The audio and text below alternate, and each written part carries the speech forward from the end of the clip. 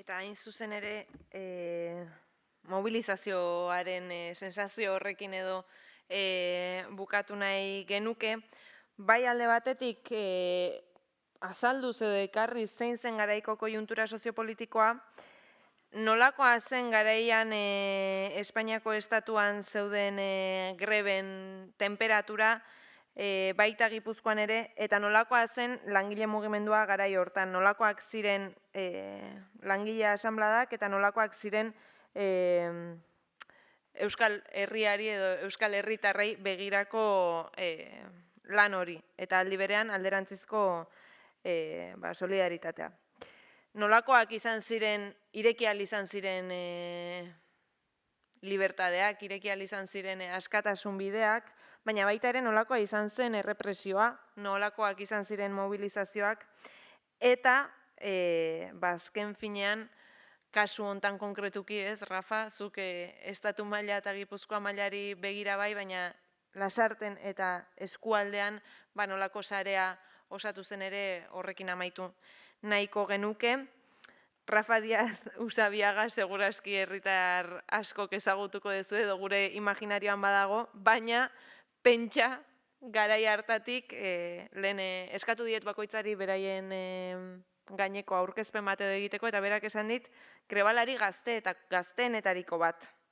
Lasarten soberan ezagutzen dugu, baina garaian, bezakit, pipiolo bat izango zinen, Rafa.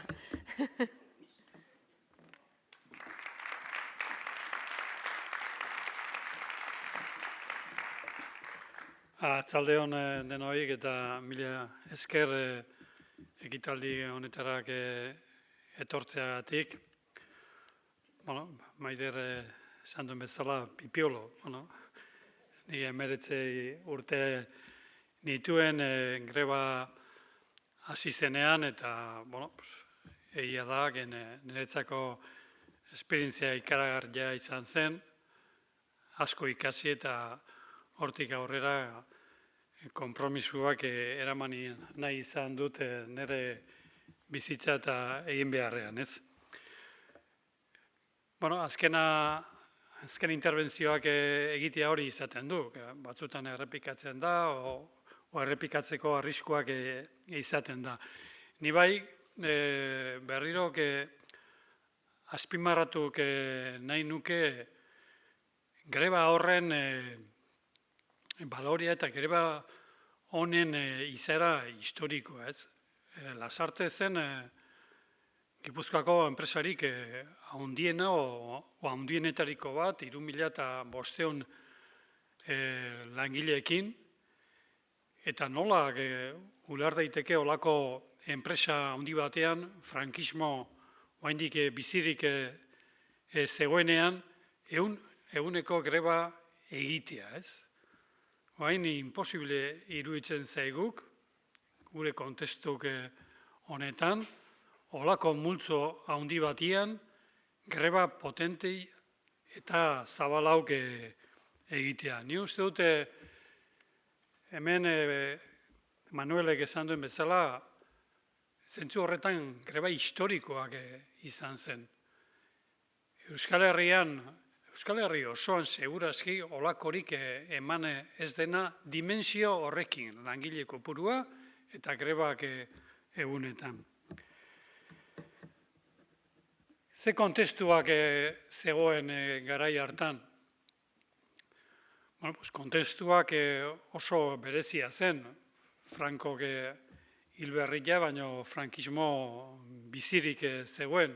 Frankismoak mantentzen zituen egitura guztiak, podere faktikoak gaitasun handia zeukaten, eta bazegoen, bai, pulso handi bat, alde batetik, haustura edo apertura demokratikoak nahi genuenok, eta beste aldetik frankismotik zetorren inerziak eutxik nahi zioten erregimen zarrari.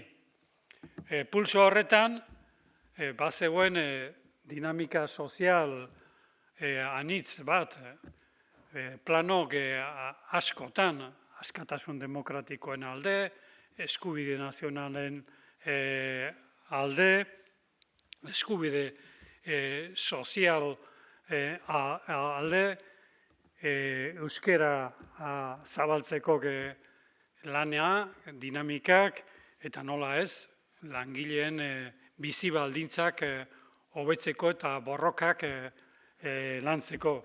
Kontestu hori zegoen, pulso hori zegoen gure gizartean. Horren aurrean, berriroke diot, gunek faktikoek eutxik nahi zioten egoerarik, eta horretarako bazegoen askatasun falta bat, ez? Manuelek ere esan duen bezala, alderdik eta sindikatuak ilegalak ziren, manifestazioak edo asanbladak egiteko arazoak zeuden, bestelak eskubide, oinarrizko eskubideak hor zeuden kolokan, eta kontestu horretan zailagoa egiten zen olako greba bat egitea. Orduan, ni uste dut kontestu horretan azaltzea, nola gaik izan ginen, batzuek protagonismo gehiagorekin, garai hartan haiek liderazgo bat egin zutelako eta aitortu behar dutelako, baina nolak kontestu horretan, kontestu errepresibo horretan, gai izan ginen hori gainditzea eta gure eskubideen alde olako borroka eta dinamika sustatzea. Ni uste dute kontestu politikoak oso bereziak zen eta horrik gainditu ahal izateko bilatu ziren zirrikituak betik asanbladaren ez dakite tresna moduan poderearekin, empoderamiento kolektibo eman zigun asanblada kohesiorako eta borroka mantentzeko. Kontestu politikoa hori zen. Kontestu sindikalak azaldu egin da, sindikalismo vertikal, jurados de empresas, junta sindikal. Ni uste dut erabaki oso importante izan zen, 75ean, esparruk militante batzuetatik erabaki zenean, sindikalismo vertikal horretan sartzea, entrismo bat egitea, barrutik gauzak mobiarazteko. Ni uste dut erabaki hori importantea izan zela, barrutik gauzak antolatzen juteko eta barrutik beste egoera sortu ahal izateko. Kontestu sindikalaz gain, nola zen klase kontzientzia Lasarteko enpresan, ez? Nik esango nuke klase kontzientzia oso primarioak zela. Horrek geunden langile asko, ez geneukan prestakuntza ideologikorik, eta ez geneukan ere eskema politiko garatuak, hori bai, geneukan monstru bat, Michelinek bere ez dakite sistema produktibo, esplotazio sistema gogor eta sofistikatuke batekin, eta horren aurrean langileok topo egiten genuen, ez? Orduan, klase kontzientzia landu egin zen, garatu egin zen, borrokaren garapenean bertan, ez? Ni uste dute denontzako, hor parte hartu genuen denontzako, izan zen sekulako eskola soziala. Sekulako unibertsitate partikularrak bizi genuena, ez? Grebaren bitartez, klase kontzientzia garatzen joan ginen, eta ni uste dut, bukaeran, empoderamiento kolektibo eta kohesio sozial horren bitartez, langileok gai izan ginen, gero, greba bukatu eta gero ere, gauzak beste era batean planteatzeko enpresaren aurrean, gero etorri zen beste etapa bat, sindikalismoarekin, legalizazioekin, baina nik azpimarratuko nuke nola greba eta borrokaren bitartez klase kontzientzia garatzen juntzela kolektibo handi batean. Eta zemotakok ere irakaspenak ekarrik zituen. Hemen ere komentatu egin da nola grebak kontzientzia hori garatzen tresna berrituak jarrik zituen martxan. Caja de resistencia deitzen zena, resistentzia kutxak deitzen dena, ni uste gero hori sindikalismoan lantzen jundela, baina sekulako ahalegin eta aportazio izan zen greba hartan resistentzia kutxarekin egin zen lana, konturatu behar da, 3.000 ia langile asko, 2, 3, 4 seme-alabekin, etxea ordaintzen, nola mantentzen den greba batek baldintza hauetan olako monstro baten aurrean kohesio kolektiboa mantendu izateko ere. Orduan, resistentzia kutxe izan zen elemento oso importante bat, eta nik azpimarratu nukeik ere, hemen esan da emakumeen papera.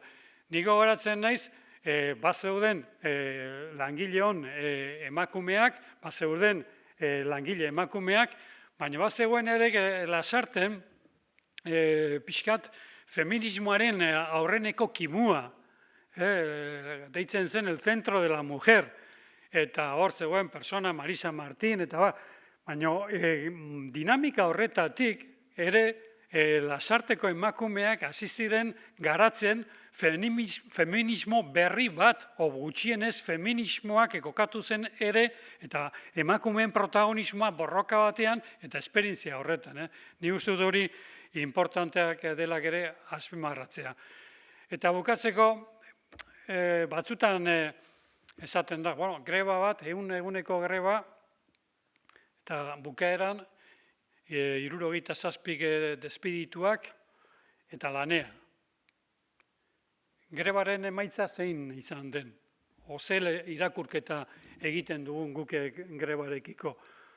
Gu argi daukaguk, naiz eta emaitzak fisikoa edo materiala termino konkretuetan hori izan, greba sekulako ekarpena izan zen denotzako. Greba beharrezkoa izan zen. Errekuperatu genuen arrotasun bat, langile arrotasun bat. Errekuperatu genuen duintasun bat Mitxalinen aurrean. Eta jarri genuen beste motako kimuak beste generazioetarako. Orduan, ni uste dute ezin dela greba bat bakarrik neurtu termino zehatzetan, zenbat despedituak izan ziren, baizik eta horrek suposatu zuela aurrerak begira. Eta bukatzen dut, tritikoan komentatzen dugun bezala, una lucha se puede ganar o perder, pero si no luchas, ya has perdido. Hori ni uste dut izan zen irakaspen handi bat gure grebaren inguruan.